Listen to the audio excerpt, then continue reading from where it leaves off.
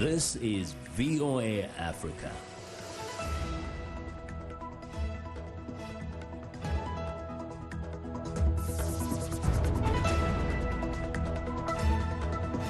Good evening, I'm Esther Gidhui. It's Thursday, June 6th. This is Africa 54. The African Union suspends Sudan over deadly violence against pro-democracy protesters. Ethiopia's first female Supreme Court Chief Justice discusses the importance of women's empowerment. And we'll take a closer look at a new test that can identify a potentially dangerous pregnancy complication.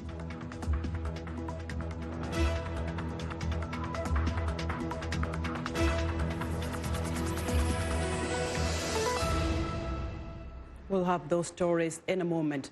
But we begin tonight in Uganda, where the Red Cross says at least 6 people have been confirmed dead and more than 50 others are missing following heavy rains that triggered a series of landslides in eastern Uganda's Bududa district. The Red Cross says nearly 150 houses were destroyed following Tuesday night's landslides. Another 27 people were injured and around 350 forced to leave their homes.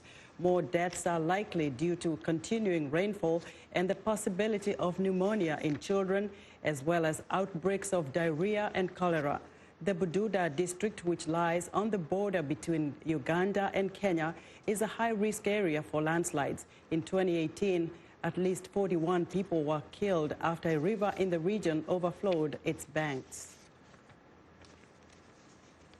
Miaza Ashenafi is Ethiopia's first female Supreme Court Chief Justice. In part 2 of an interview here at VOA, our Ayen Biol asked her about the importance of educating women on their rights and how she developed words in Amharic language to define sexual violence.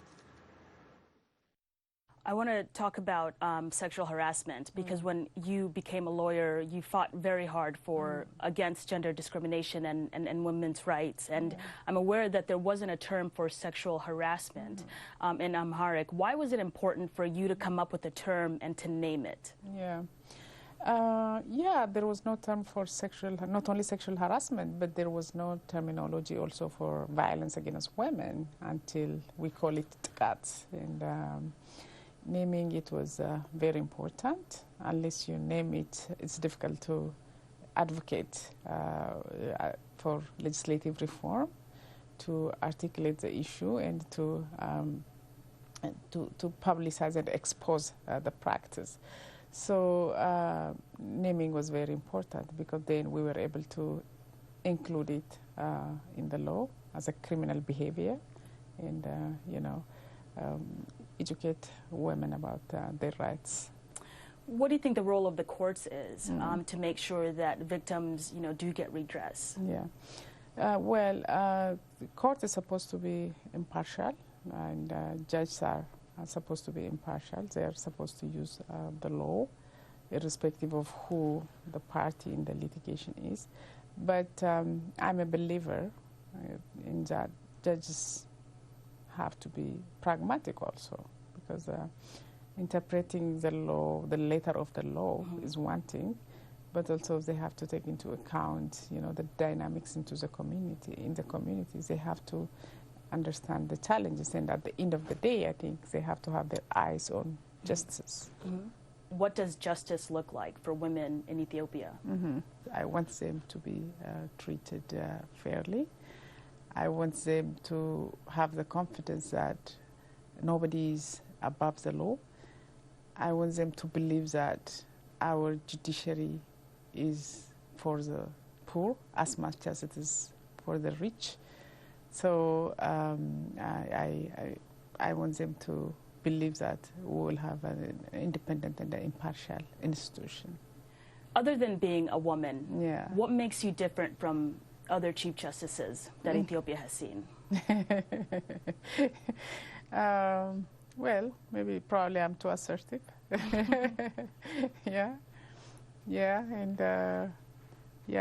Everybody has played their part, honestly, and most of them have been in the judiciary for a long time, and probably they focused on case management, but I am focusing on reform, and I have a long-term view for the judiciary. That was Ethiopia's first female Supreme Court Chief Justice, Miaza Ashenafi, speaking with VOA's Ayen Bior. Protest leaders in Sudan have rejected a proposal to negotiate with military generals, maintaining their overture is insincere as security forces continue to target demonstrators in a violent crackdown that has killed over 100 people this week. A spokesman for the Sudanese Professionals Association says the call by General Abdel Fattah Burhan to resume talks without restrictions is, quote, not sincere, and those under him have killed the Sudanese and are still doing it, end of quote. The association, which is part of the Forces for Freedom and Change, an alliance representing protesters, will instead continue its pro-democracy campaign to force the military to hand over power to a civilian authority. General Burhan also said a new government would immediately be formed and would rule until elections are held within the next 9 months. The SPA quickly rebuffed that plan. Protest organizers say the death toll in the military crackdown climbed to 108 on Wednesday, deepening the impasse over Sudan's future. The African Union said Thursday it had suspended Sudan until a civilian government was formed, intensifying international pressure on the country's new military rulers to give up power. We decide as Council that in line with the relevant AU instruments, in particular the AU Constitutive Act, the PSC Protocol, and the African Charter on Democracy, Elections and Governance, to suspend, as of today, the participation of the Republic of Sudan in all AU activities till the effective establishment of a civilian-led transitional authority as the only way to allow the Sudan to exit from the current crisis. The African Union further warned Sudan's military council that if it fails to comply, the continental body will automatically impose punitive measures on individuals and entities that are obstructing the establishment of a civilian-led transitional authority. According to a diplomatic source at the Ethiopian embassy in Khartoum, Ethiopian Prime Minister Abiy Ahmed will visit Khartoum on Friday to mediate between the military rulers and opposition alliance over a transition to democracy.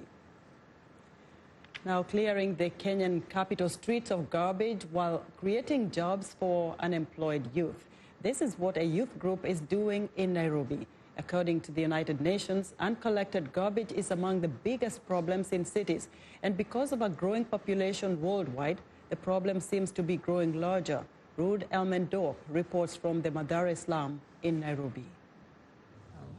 My name's Isaac Mutisia Mwasa, and I'm 35 years old, and I'm the co-founder of the Mathare Environmental Conservation Youth Group. Cleaning up a dirty environment, that's what Isaac Mutisia, nicknamed Kaka, and his group are doing by collecting garbage. And here in Nairobi's Mathare slum, that's a dire necessity. Some 200,000 people are believed to live in Mathare, in an area of just 2 square kilometers. The slum is not only congested with people, but also with their garbage. According to the United Nations, one city dweller produces 1 kilogram of garbage per day. For Mathare, this means that 200,000 kilos of garbage finds its way into the public space every day. When you have like a lot of people who live in one area and there's no proper way of handling waste, you find that everyone dumps waste everywhere. Mutisia says the waste was piling up on street corners and illegal dumping sites. Doctors warn about the health effects of garbage, especially for children. When you have a lot of garbage in the street, especially here in Mathare, most of the time we see patients who come here with their diarrhea, sometimes cholera.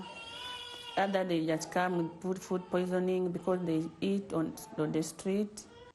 And this situation led Mutisia to do something to clean up the garbage and at the same time meet another challenge.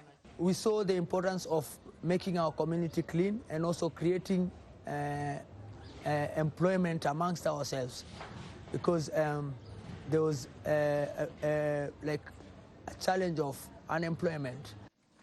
Mutisia now has 100 group members collecting waste in the area, making money from households that pay to have their trash hauled away. And once collected, the garbage is brought to a legal dumping site. The youth's effort has caught the attention of local government officials. We encourage the youths to copy what Kaka are doing to the neighboring community, so that it will become helpful. Mutisia, meanwhile, is on the way to his next mission, visiting the UN Habitat Assembly in Nairobi to talk about Mathara's public spaces. You find that some of them, they are also turned into dump sites where people throw the garbages there. And as the work of Mutisia and his group continues, so does the cleanup of Mathara. And his dream is to make the area just as clean and green as the United Nations compound in Nairobi. Ruth Elmendorp for VOA News, Nairobi. Ceremonies marking the 75th anniversary of D-Day took place on Thursday. Thousands of military personnel and civilians participated in reenactments of famous battles and landmark events across Normandy, France. Henry Ridgwell reports. In the skies above Normandy Wednesday, from a World War II Dakota plane, 97-year-old Tom Rice repeated the jump he made on the morning of D-Day.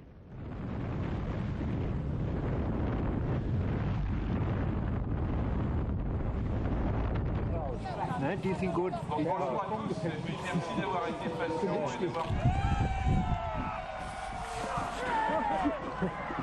Okay? Great. Beautiful drive, beautiful jump, beautiful flight. Everything was perfect. On June 6, 1944, Rice was a 22-year-old staff sergeant with the 101st Airborne Division. Over 13,000 paratroopers were dropped behind enemy lines. 75 years later, Rice recalled the chaos of that day. We were spread over so many miles, it took a week and a half to get together.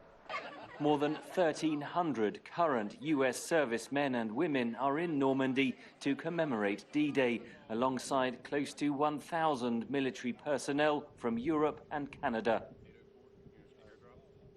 Bringing together tonight the might of our allies and partners are what make us strong, and I think that's what carried the day for us in the victory 75 years ago, and I would add, it still preserved the peace. That presence and that alliance still preserves the peace to this day. The US 4th Infantry Division landed 21,000 troops at Utah Beach on D-Day. William Miller was among them. Our young people today don't know enough about what really happened. Current members of the 4th Infantry Division marched from Utah Beach to Sainte-Marie-du-Mont, the first village liberated by US troops. It's just the respect that you get being American here in northern France is absolutely amazing, and it's not what I expected. The Stars and Stripes flag is everywhere. Sainte-Marie-du-Mont, like villages across Normandy, has been turned into a replica of wartime France. Enthusiasts have converged to show off their vintage dress and vehicles of every description. A former hospice in the village is a temporary home for several World War II veterans who seem sometimes overwhelmed by the attention they receive from residents and tourists. We're excited to hear what you think about Africa 54. Join the discussion on Facebook. The address is Africa 54. We're also streaming our broadcast live on Facebook. Please watch and share our show with your friends. Also check out our headlines 24/7 on voaafrica.com. Still to come, a fast and easy home test that can identify a dangerous condition in pregnancy. We'll be right back. I'm Sheikh Asali, host and senior editor of VOA's international call-in talk show, Straight Talk Africa. Today we'll examine the tobacco industry. We pretty much touch on anything that you can think of. Politics, health issues, human rights issues, you name it, we talk about it. The issues that we discuss are pertinent to most people on the African continent. A very, very rare and unique opportunity to interact with their leaders. The lyrics could be French, English, Portuguese, Bantu, Arabic. It is the beat. The African beat that counts. The beat does all the translations. It cuts across all languages and gives us the understanding that this is the African beat. It is so distinct and adhesive. It binds us together. African Beat on the Voice of America.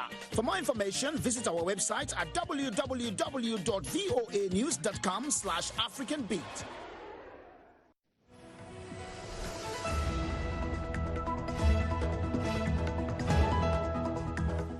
I'm Clara Frank, and here's what's trending.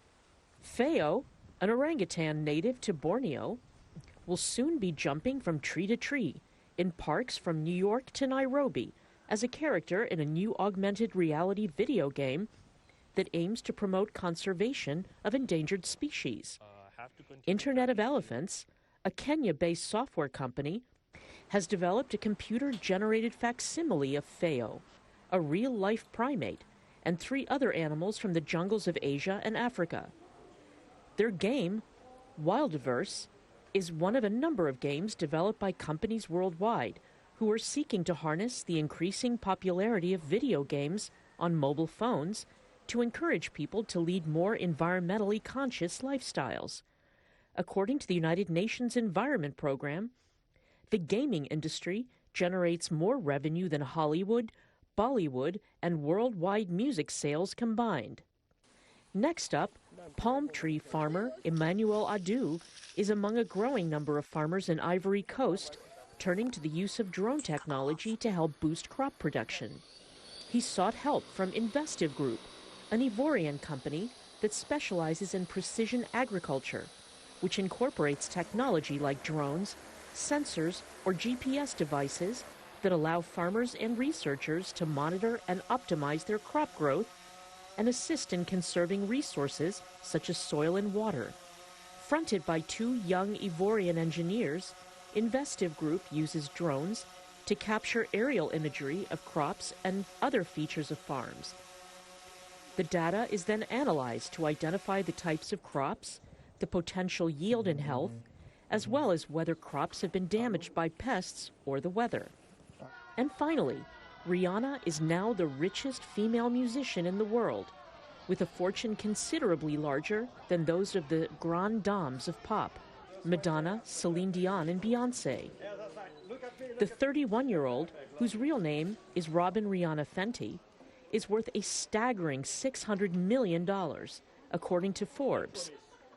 The publication revealed the majority of her income comes from her partnership with LVMH, the French luxury goods company that owns the likes of Christian Dior, Givenchy, and Louis Vuitton.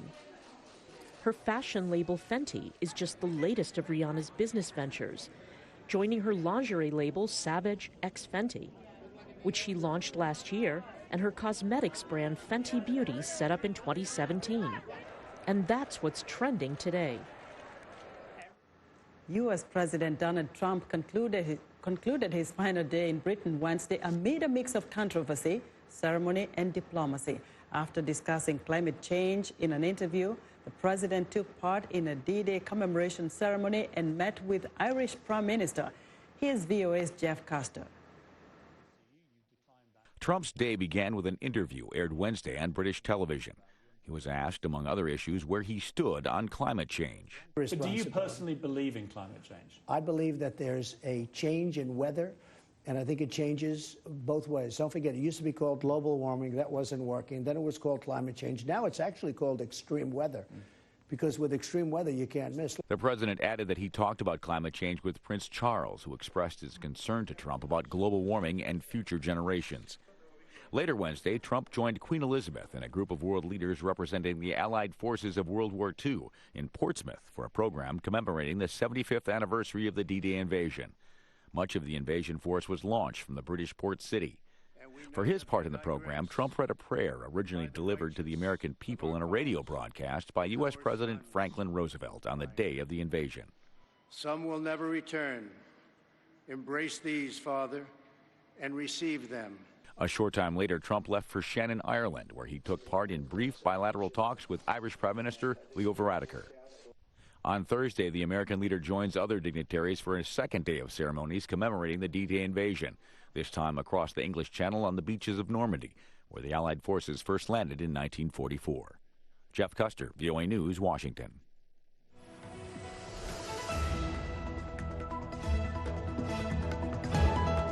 It's time for our health report, and joining us now is Africa 54 health correspondent Lino Mudu with news about a potentially dangerous pregnancy complication, right?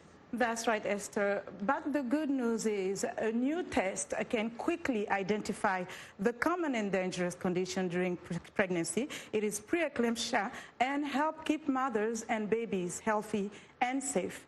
VOA's Carol Pearson has more. Want to go down the slide? When Jessie Brzezinski was pregnant with her first child, her feet got swollen. Well, you hear everybody tells you, the swollen ankles and, get your feet up and all that. And so that was kind of where I just thought, okay. And then it started to be, kind of looks like it's in my arms and my hands, too. Swelling can also be a sign of preeclampsia. Preeclampsia is a complication of pregnancy. It puts the health of both the mother and the baby at risk. It raises the mother's blood pressure and affects the blood flow to the placenta. This can lead to smaller or premature babies. Untreated, it can be fatal to mom or the baby. One of the hard parts with preeclampsia is there's a lot of symptoms of just pregnancy alone and other medical conditions that have similar symptoms that the women experience, like high blood pressure, headaches, changes in vision. Those can be contributed to a lot of other things. Researchers at the Ohio State Wexner Medical Center have developed a fast and easy test to diagnose preeclampsia.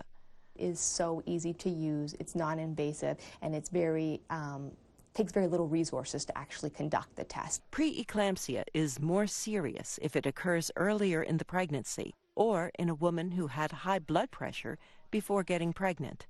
It's best for both mothers and babies to manage this condition as soon as it's diagnosed. Without the certainty of this test aiding in the diagnosis, we as providers are definitely overcautious, as this is definitely something we don't want to miss because of the life-threatening results of a misdiagnosis for moms and babies. Because of her preeclampsia, Brzezinski was induced 3 weeks early.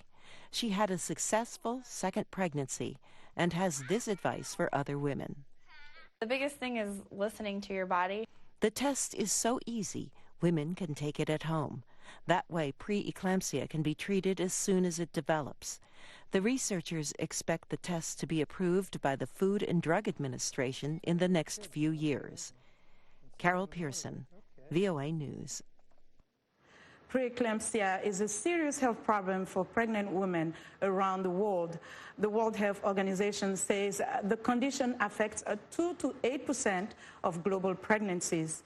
Alice Howie is a registered midwife. She further explains what is preeclampsia and how to address it. So first, I'd like to start with most pregnancies, everything goes very well. In a very small percentage of women, there is a condition called preeclampsia that could progress to something called eclampsia. We'll get to that in a second.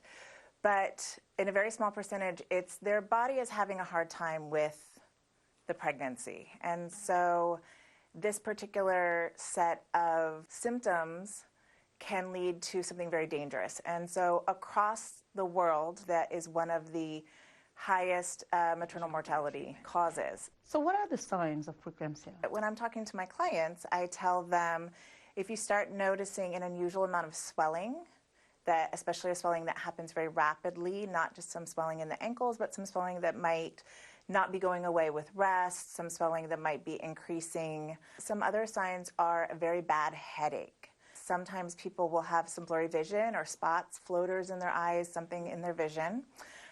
Some women will notice some pain here on the upper right side of their belly. That's specific to that. And so if you start noticing any of those signs or symptoms, seeing a provider is one of the first things that you would want to do. Is there a specific time during the pregnancy where preeclampsia will develop? The chances of having it get higher the longer the pregnancy has progressed. If the person is less than 20 weeks, it wouldn't be defined as that if they had high blood pressure or any of those symptoms. So it could really happen anywhere from 20 weeks on, but it is much more rare to happen earlier in the pregnancy. Are some women more predisposed to developing it? Yes, there are some risk factors. So one is if somebody has already had preeclampsia with a previous pregnancy, they may have it again. And if they've had any of those symptoms of the previous pregnancy, make sure they mention it to their care provider. It is more common to happen with a first baby. It's more common to happen in the extremes of ages with pregnancy. So the very young and older women also have a little bit of a higher chance to have that. There are some other kind of signs and symptoms, but the truth is that anybody is at risk to have this as a potential complication. And how can this affect the baby? Anything that affects the mom has the potential to affect the baby. So a mom whose blood pressures are not well controlled, it can affect how well the baby is doing on the inside, how much blood and nutrients and all of that is going to the baby. So some babies may not grow as big as they need to. And also those babies are at risk if there is a placental abruption. It becomes a very serious medical emergency, and we would need to deliver that baby very quickly regardless of how far along that mom is. So if every woman is at risk of developing preeclampsia, is there a way to prevent it? Well, we don't have anything yet we have some strategies that can help reduce the risk. So nutrition is a big factor. Some women that have had previous preeclampsia, they may start them on a low-dose aspirin during the pregnancy, and that has been shown to help to prevent some cases of preeclampsia. The reality is we have to take that watchful waiting and education stance to really see what's happening and make sure that people know. So when a woman comes to see you and then you diagnose her with preeclampsia, what do you do with her or for her to ensure that she's healthy along with her baby? So it depends on the severity, because there's different levels of severity, and it depends on how far along she is.